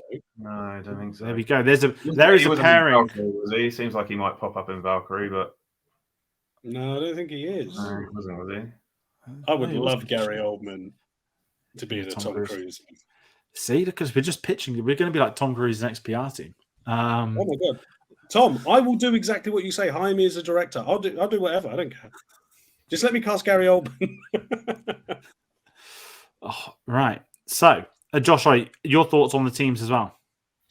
Yeah, just not to repeat things that have been said, but like I think the first team, obviously, we don't seem like we get enough time with them, but I feel like we do as well because it's hard. Like we said before, it's half an hour of the film, and it is quite a long opening sort of sequence to it. And I feel like you get a feeling of their relationships in that short time to make it feel even more devastating when what happens. And then the second team, like we said, Jean Renault. I don't know how to say that. Jean Renault. I'll just call him Leon. Pro French. Yeah, he looks good from the start. You've got Claire there, who best will in the world. Would you trust her after what's happened? And then Ving Rhames. I do love Ving Rhames in these films. But yeah, the second team, I think I prefer the second team just because they all seem a bit of a misfits rather than being a slick, well-oiled machine. Well, the thing with Claire as well is that, and I know that they got rid of like a love triangle subplot. Do you know who suggested this, by the way? Was it perhaps Mr. Thomas Cruise? No. Are you ready? If people don't know this, so the idea for the opening scene was to have a love triangle with Tom Cruise, John Voight, and Claire. Right? The film feels like he could have attempted it. It was removed. With a threesome? That'd be a very different film. But George Lucas suggested it to Brian De Palma to remove it, saying it didn't work, and he removed it. Get rid of it, George Lucas, you Ewok. But I've just got to say, like, get rid of it. I mean, Doesn't work. Nobody likes George Lucas and Spielberg influence on this film. I know it's a minor thing is removed, but I love stories. Every time George Lucas pops up, it's just amazing. That is so rich, coming from the guy that was like, oh, I think with Indiana Jones, he should molest Marion. She should be underage. I think that's a good idea. Yeah. Well, get rid of the love triangle, but you're okay with Indiana Jones basically being guilty of statutory rape as a backstory. George Lucas in Star Wars as well. Let's not forget that. Yeah, incest as well. Yeah, I just thought it's amazing that George Lucas just pops up because the film feels like there could have been a love triangle. Not that I need a love triangle as such, but it feels like there's a moment where they are playing for that. Is Tom Cruise going to be seduced by Claire or whatnot? But it is interesting. There's room. I feel like there's probably more to it than just them saying George Lucas said get rid of it.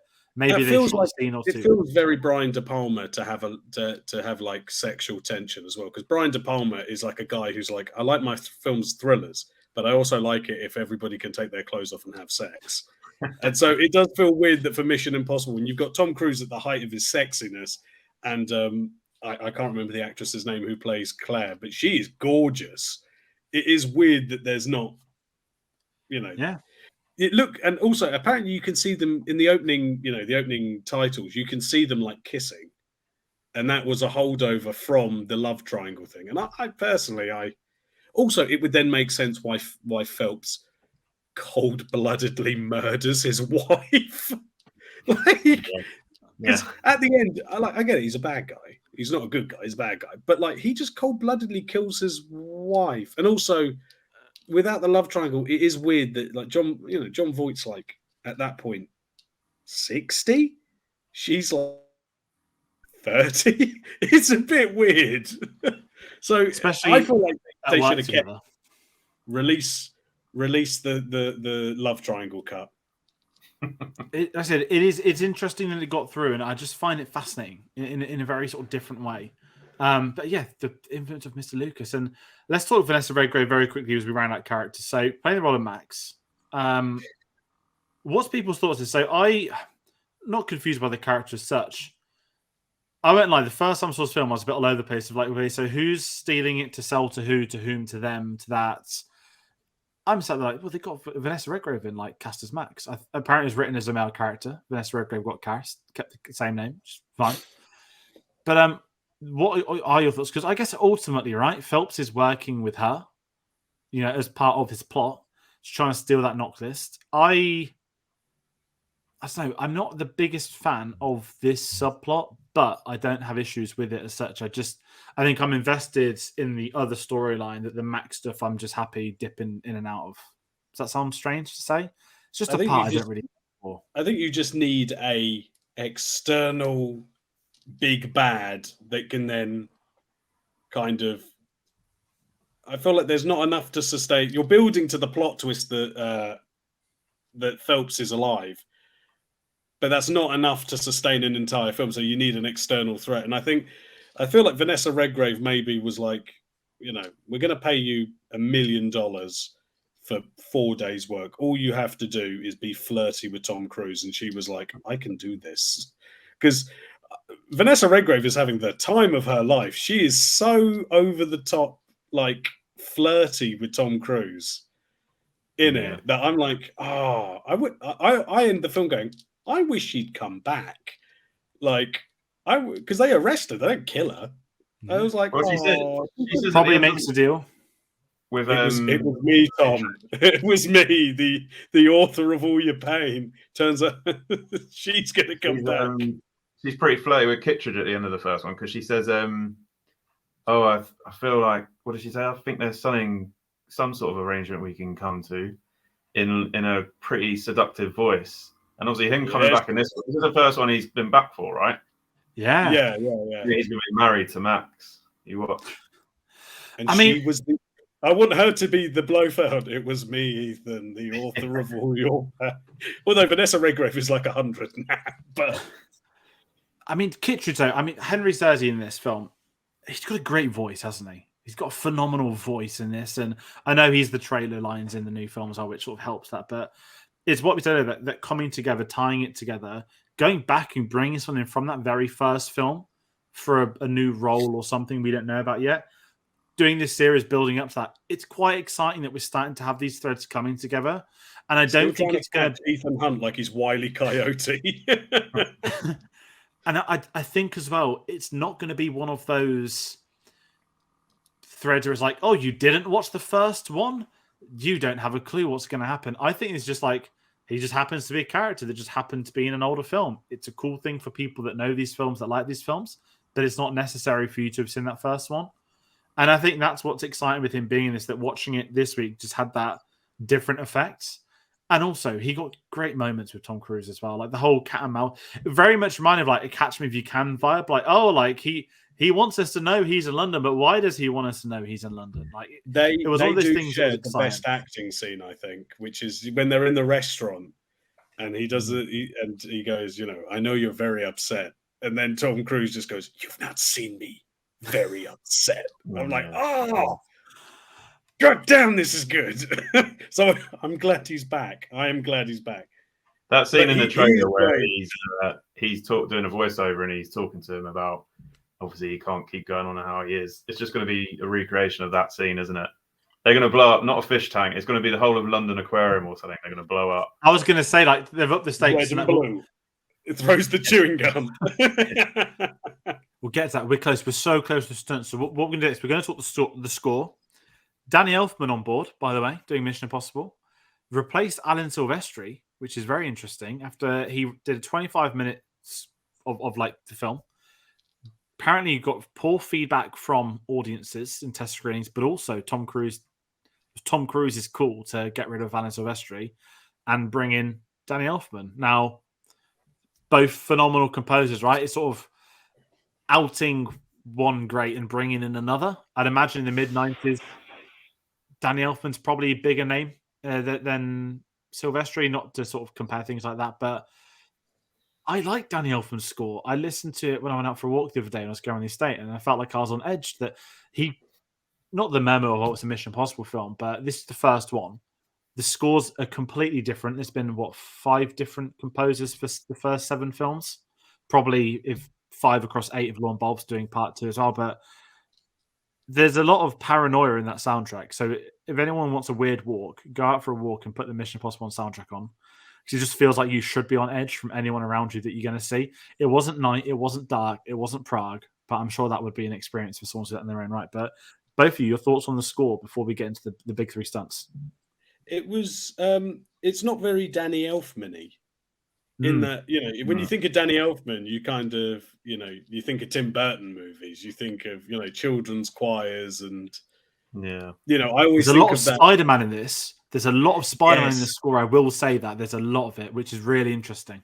Yeah, and I think he gets the measure of it, especially with that opening, the opening sequence. I think his kind of gothic sensibility suits that arena a lot more. And then I think it's a very good score, and I think that they use the theme tune sparingly but just enough, because when you got a theme tune that good, you got to use it. It's a bit like, it's like, speaking of Silvestri, it's like the Avengers theme. When you got a theme tune that good, you got to occasionally dust it off and just sort of play the hits. Yeah, I can't say I really noticed the score when I watched it last week. But yeah, the theme is the theme, isn't it? It's iconic for a reason. It is And what I it think is. Yeah. No, that's fair. And I think obviously one thing this year is doing when we get each composer. I mean, the Hans Zimmer. If anyone's not heard the Hans Zimmer Mission Impossible theme, go and try and find it. It's if Hans Zimmer did a Mission Impossible in 2023, it'd be a very different soundtrack. And I think I remember the Limp Bizkit more from that one than there is a Limp Bizkit one. There is a Limp. Yep, it is. That's what I remember from that. I don't remember the Hans Zimmer score at all.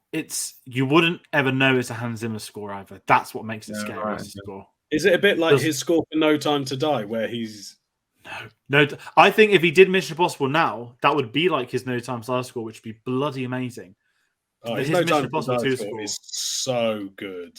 The Mission Impossible 2 score is lots of heavy metal guitars. That's all I can say now. But yeah, well, maybe you guys like it more than me, but we'll find out in a few weeks. It's going to be. I like the Giacchino score for 3, and I think he did 4.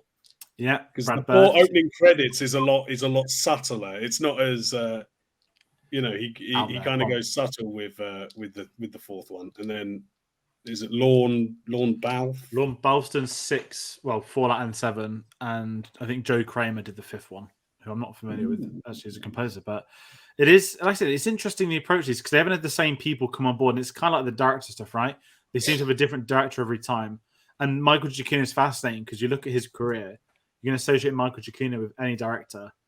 It's Brad Bird and it's J.J. Abrams, and they did 2 back-to-back, and he did both scores. So that's always been a lovely little. He's a very Williams-esque composer as well. A lot of his scores sound very Williams-esque, so it is.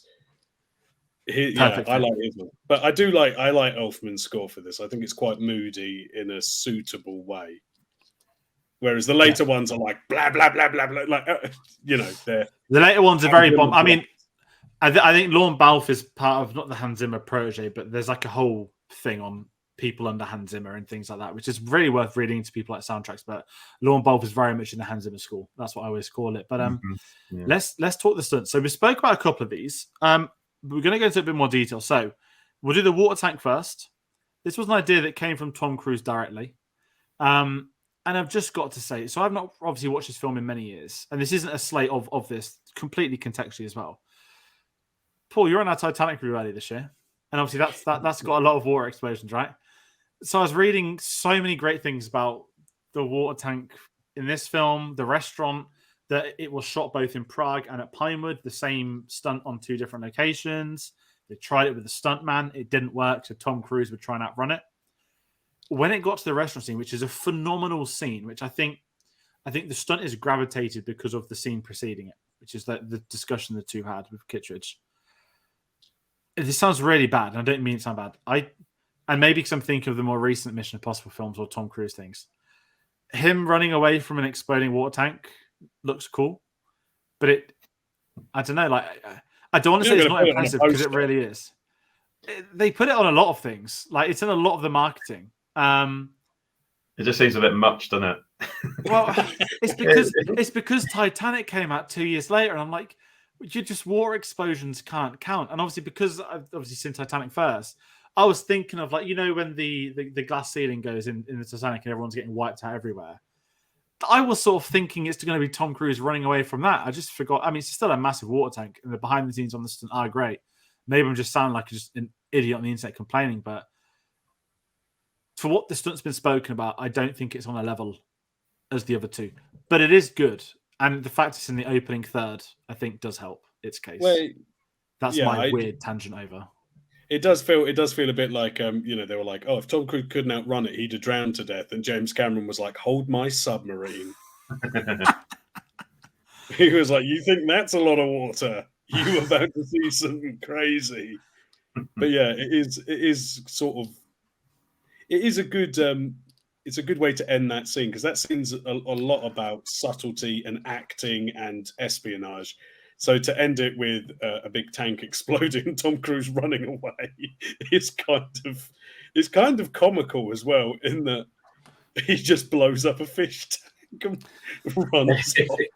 It's funny because it's like all the slow mo, and then like as it ends and eventually goes to normal speed, it's obviously him running, which everyone loves, but it's the people walking down the street that kind of like, he was going slow mo a second, and all of a sudden he's just sprinting, and everyone's looking at him a bit like, what's this nutter just blown up an aquarium for? Like, what the hell? Save the fish. He saved the lobsters from being cooked. They ended up in the canal. I don't know if they'd survive in there, but what you can't see is that in that tank is Tom Hardy as Venom, and he's rescued Tom Hardy. He's like, I can't leave you, Tom. One Tom to another. He's making sure Kate Winslet can't beat the underwater breathing record. Oh no, she did. Just a couple more decades later. But Kate Winslet and James Cameron were both like, Tom Cruise got nothing on our water stuff. But yeah, the water. Like I said, we'll do for each episode. We'll chuck the big stunts in. Next week we have him hanging off a rock. We spoke about the Noctis sequence a bit, but as I kind of said, I think this is the best one in the film. Yes. Not to sort of rank and compare them, but it's the iconic scene, isn't it? It's what you spoke about. But everyone's parodied it. Everyone knows this scene. If you've never seen a Mission Impossible scene, even if you've never seen the film, you know who Tom Cruise is.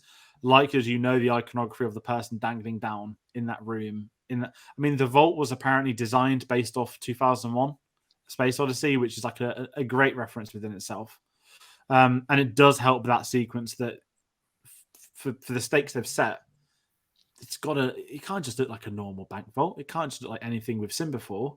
And I love their approach to the production design of it. It's just one worker in there. It's not lasers zipping around the floors. It's not anything else. Less is more. And I feel they absolutely nailed it with the setup to that stunt. And it does deliver. Yeah, it's also one of those ones where it's a set piece, but it's a set piece that character and story is being told through it. Whereas I feel like watching a giant tank explode is cool, but it doesn't really tell you anything about the plot. It's just a cool thing. And even the train stuff at the end is like, yeah, it's cool, but everything's kind of been resolved now, and we just need to have an action finale. But this one is like, it's a stunt, it's a sequence that has character in it, and it has all this kind of tension, and yeah, it's forwarding the story as well as being something that's quite tense.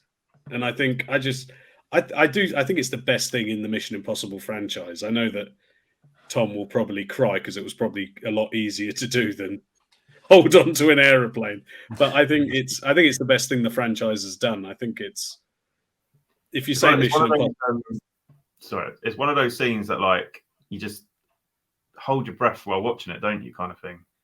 Because it's the silence, there's no music, and it's just like oh shit, he's gonna get caught in a minute. But this feels like the most impossible part of the film. And yeah, every time I watch it, I'm just like, are they going to get out of this? And that's when you know it's a great scene, because you can watch it so many times and just still feel like it's not going to end well. But although you know it does. Still to this day, when he knocks the knife, I'm like, no! Yeah. It's just the way they shoot it as well, the way everyone's sort of not in on it, but it's just the framing, the shot as well of, I forgot the name of the guy on the computer, then Tom Cruise like dangling in the corner behind him. They've gone, for those Dutch angles. It's just, just look at the floor, mate. Just look at the floor. You'll see him. Just look at the floor. But let's talk the train sequence. The thing we're not spoke about yet. So there's some amazing behind the scenes for this. Now, the one thing everyone's going to say, if this was done today, be on a real train. Yes, we know Tom Cruise would probably want to jump off the bullet train and see what happens. Maybe he will one day. We know we're getting a steam train fight, like I forgot which Bond film it was. No, not Moonraker, Octopussy. When you have the fight on top of the moving train, it's going to happen. A lot of James Bond references and a lot of James Bond stuff in this new Mission Impossible trailer. I'm going to add a lot from the Roger Moore era, which is really interesting takes people have had from these. But Tom Cruise wanted to shoot on a moving train, and the French authority, the TGV, rejected his request. So De Palma had to start looking elsewhere, okay? Tom Cruise took the TGV owners out for dinner, and then the next day they were all given permission to do the shooting. Which, dinner out with Tom Cruise, I think would convince a lot of people to a lot of things. No innuendos meant from there. Just, he's friends with the royal family, he gets to do every film here, resides over here. He's at like every sporting event ever these days that's in the UK. He gets around. He knows what he's doing, and people just want to meet Tom Cruise. But the most amazing thing about the sequence is that he wanted the wind powerful enough to blow him off the train. If shooting on a train wouldn't be hard already, he needed the extra. I guess there's a bit of realism in there, right? That you can't just shoot on a train and there'd be no wind.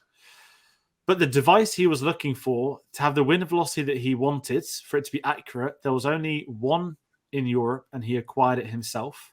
And apparently, it was blowing winds up to 140 miles an hour just so it could distort his face on the camera for people.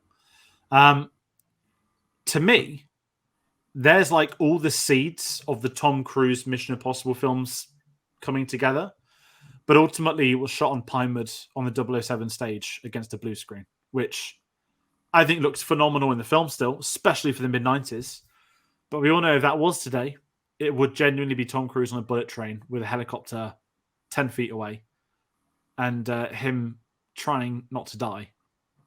Whether he would, I do not know. But your thoughts on the sequence, Josh? I know you're a massive fan of this one. I really do like the sequence. Yes. I think it's so hard from the knock list, but this works as a finale, right? Bigger moment, crowd, train, everyone is on that train that's been involved in the story. I really like the set piece. And I think it's quite underrated as far as Mission Impossible films go. Type of Mission Impossible train and everyone just keeps talking about Dead Reckoning. Yeah, it's a weird one as well, because I feel like nowadays John Voight looks at that and is probably like, "Oh, thank God I didn't do that film 10 years later, because he'd have put me on that effing train." And Jean Reno was probably like, "I'd have had to learn how to fly in helicopter. F this!" Like, it is kind of funny now where, Tom Cruise has sort of gotten to the point where he's like, "I just want to do everything for real," and it's like, occasionally things are a bit.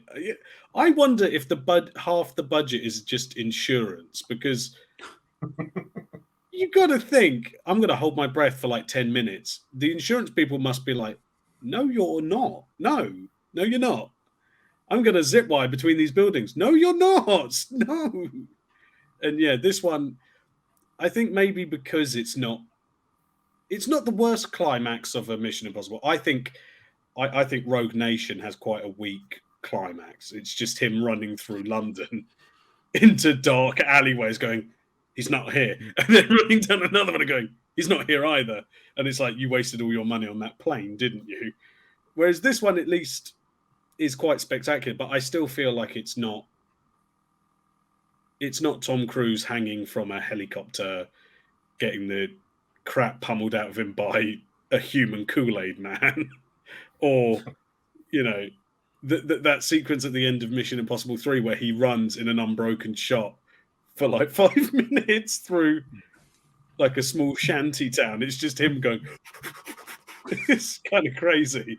This one, it's very 90s, but it's not. Yeah. It's not him sticking a hook in Henry Cavill's head. But that's what I kind of like love about it so much, is because it sounds wrong to say, but it feels like it's from an entirely different film, right? With how like almost grounded the film has been to this point. And then when they do that, like you just said, it's very 90s. It's like, oh wow, we're grabbing out of a Michael Bay action film or something like that. And it when he does it, and there's one thing that does it for me, and I post every time I watch this film, I always post it on Twitter, and it's the red light, green light, boom. That for me, where he hits the side of the train. That is cinema. I hate to say it, but that is cinema. Red light, green light, boom. Done. It is kind of funny. The only other Mission Impossible to have a finale like that is Ghost Protocol, where they're in the car park with the shifting platforms. Yeah. It's like a Super Mario game from the 80s, and he's like fighting the guy, and they're like jumping from platform to platform, like Donkey Kong's going to throw barrels at them. And it is. I do like that bit. I do like the shot of Tom Cruise just slamming into the back of the train, and the train guy collapsing. There's another little great moment in it as well when he hooks the cable onto the train, and he turns around to what's the character name? Krieger. Krieger. Yeah. He turns to him and he just lets out this scream that is like, "I've got you, you bastard! Like, you've betrayed me." He's just like, "Ah!" And it's just perfect. It's so good. I don't normally notice it, but this time watching it, I was like, "That is perfect." And then, obviously, what happens. But yeah, I love it. I love the end of this film. No, and that's what's great about it. And that's the thing of these films. That at least they vary, right? The stunts. There's a lot of him running.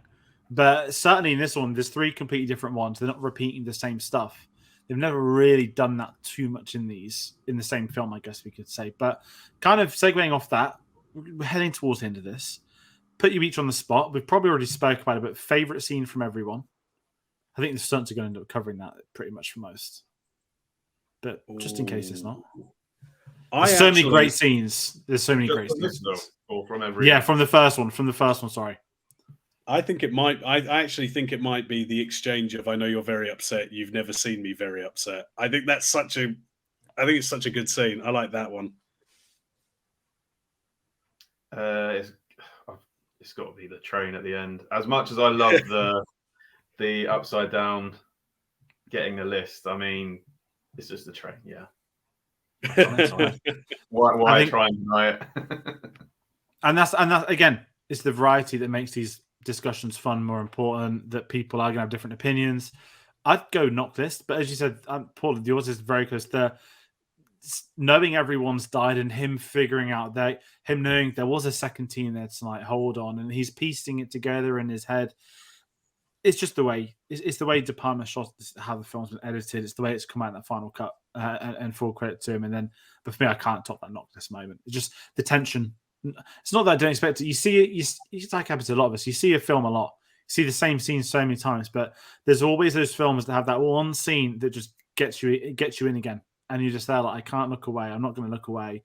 I'm in, and you know what's going to happen, but you're still having those reactions to the first time you saw it. So that's why for me it's the knock list. And kind of heading to the finale, talking about the legacy of the film. Now the series is, I don't normally do box office talk only, but there's no Oscars to talk about this one, no award season stuff. It was the 3rd highest grossing film of 1996, $457 million budget off $80 million. Now the reason I'm going to keep doing financials with these films is that the Mission Impossible box offices have been one of the most fascinating box offices for a franchise I've ever seen. I'll talk about them sort of every week, but it is interesting how the series has grown and I guess you could say, the locations in which those numbers are going up as well. Not some dodgy Transformers. Here's 100 Chinese adverts to make 100 million over there. I'm just talking that it's really fascinating the box office of these films heading into Dead Reckoning. which I think is going to potentially be the biggest Mission Impossible yet. Wild prediction is a bit early. But final thoughts, each on this film for me, I think is outstanding. I think it is I hate using the same boring, repetitive words because it's much better than solid. It's not the best, but for an opening film for this series, for where we are today, talking about it, 26 years later, on the week of its anniversary, it feels like a traditional old school spy film, yet it also feels so modern. Yet it's 25 years ago. So I'm in this really weird sense of it. I absolutely love this. I think it's one of the best Mission Impossible films. I think it's one of, I don't say the best Tom Cruise films because there's so many good Tom Cruise films, but it's one of these where watching these again, for me, it's going to be a really interesting approach to seeing how they fare up each week. And Mission Impossible 1, I think, has jumped up a lot more than I thought it would. And I think it's one of those films that the more you watch it, not necessarily the better it gets, but it's going to age better than a lot of other ones because this one isn't about one-upping anything that's come before it. This one is about story, is about characters, and they deliver with all of that. And it's mainly down to Brian De Palma, I think. Yeah, I really like this film. I do think that, take it as a thriller more than an action film. Because I think if you go in expecting what comes later, you'll be like, there's not a lot going on, really. But if you see it as an old school espionage thriller, then I think it's brilliant. And I think it really holds up. Yeah, no, I'd agree. It's my joint favourite of them all. I think for a film series to have 6 films now, obviously 7 and then 8 to come, I think like the fact they seem to just continue to progress in terms of their stunts and how big they get, and they are still of a higher standard. I think you got to look back at the first one and just say, this set it all off. It's a great starting point, and just every time you watch it, it just gets, like you said, George, it just gets better with each viewing, I think. And I'll always enjoy going back to it, and I'll always see it as my favourite of the franchise, I think, along with Fallout. But yeah, great way to start it all. Absolutely. And listen, it's been a pleasure having both of you coming on, taking time out of your days to do this video with me as well. And we want to hear from everybody at home, so please do comment below with your thoughts on Mission Impossible, the first film, the series, what you're looking forward to, anything you agree with us, disagree with us, things you think we've got wrong. Listen, we're humble people. People can make mistakes doing videos, discussions like this, talking behind the scenes. So if you think we missed something glaringly obvious, obviously do let me know, because I want to know more about these films too. And maybe Tashin will do a good book someday. But aside from that, if you want to follow us, do get us on our social medias. That is Twitter and Instagram at cinema_savvy, Facebook, letterboxd.com/cinemasavvy, link to Redbubble in that description below. And we will be back next Tuesday, the 6th of June, with our Mission Impossible 2 review. Am I looking forward to that? Time will tell. I'm looking forward to watching the film. And I told Josh about the story of the vinyl. I've got to unfortunately do a horrible purchase this year, which involves that film, which I'll talk about a little bit later on. But for these two amazing people that joined me today, Paul, I have your socials going up on the screen now. Twitter at Paul Klein Yo with 2 O's. Letterboxd Paul Klein Yo 10. What have you been up to? What can people find you for? I know you've been doing a lot of other stuff as well, but just because they should follow you anyway. You've been on loads of our videos, and you're always good fun to have. And I will get you on. I will get you on for more than not just Tom Cruise films. I promise you. If only he'd been in Titanic, then it would have been perfect. Oh God! He'd have sunk the ship for real. He'd have wanted to have escaped, and he'd want it to be like real life. It would be pitch black. There wouldn't be any lighting. There wouldn't be any rigging. He will get off the boat. Oh my God, that would have been amazing. Oh, that would have been so amazing. Yeah, you can follow me and see my film reviews, my general witterings, my hot takes, and my general grumpy demeanor. I'm usually angry at something, or there's a lot of nostalgia on my page of, hey, you remember this thing? Whatever happened to this person? I don't actually look into it. I just, remember people. I'm like Peter Kay. I just remember. Excellent. Listen, everyone should follow you because it's amazing getting you on these. And I've been glad to get you on for Mission Impossible as well. And Joshua, we've got yours scrolling as well. Twitter at Barton Reviews, Letterboxd Barton2410, and BartonReviews.com. I feel like we're on a lot more platforms, so just go plug them all. But yeah, why should they? I hate saying what. I think I say this every time we do a video. Is there a better way than saying why should they follow you? It's such like a shitty thing to say to someone. Just go follow them because they've been entertaining on this video today. Follow me online. Don't actually follow me in real life. Like I'll get a restraining order. But I will say he won't. TikTok, I follow him in real life, and he's never got a restraining order on me. I've seen you. Don't worry. I'll just let you. Yeah, I would say TikTok, Barton reviews. Finding out whether films are bollocks, what kind of level bollocks they are, is if you want to interested in that, come find me there. Barton reviews. I've had some feedback from people, not so kind. So which one was it? There was one you sent me ages ago. People going mad on Facebook. I can't remember what film it was. It was John Wick. John Wick 4. Yes. I called it the bollocks, which in my terminology is a good thing. And one guy. No. That's the problem. It's the that makes it the bollocks good. He sent me a dictionary definition of bollocks, saying bollocks. This is bad. Bollocks are bad. And I said, no, I'm saying the bollocks. And he went, are you American? I went, no, I'm English. And he's just like, you're wrong, mate. Talk fucking English. No, I am. It's putting the makes it. It's like going, it's shit. That's bad. It's the shit. That's good. Yeah. I tried to tell him that. For more bollocks takes, as I said, everyone follow Josh. Listen, we're going to both get you on for some more videos in the future because it's always a delight doing that. But it's been the first review. We've been going almost 2 hours. We had an amazing chat before, basically an unofficial Fast and Furious series discussion. But listen, it's been an amazing night. It's been a great way to kickstart the series. My videos on this are always the longest. No, it's trust me. You went on our 4-hour, 10-minute No Time to Die review. Nothing will ever be longer than No Time to Die. Would have been 7 hours if I was on it. I maybe had you on it because the Bond hype is there and it will always be there. But this is going to be how we round out today's review. As I said, Mission Impossible 2 next week. We've got a lot of other things happening on the channel. There's a lot of new releases. Spider-Verse is out this week at the time of pre-recording. So there'll be some Spider-Verse stuff on the channel for reviews, a lot of other things. As I said, follow us on social medias. Thank you all for watching and do join us next week. Take care.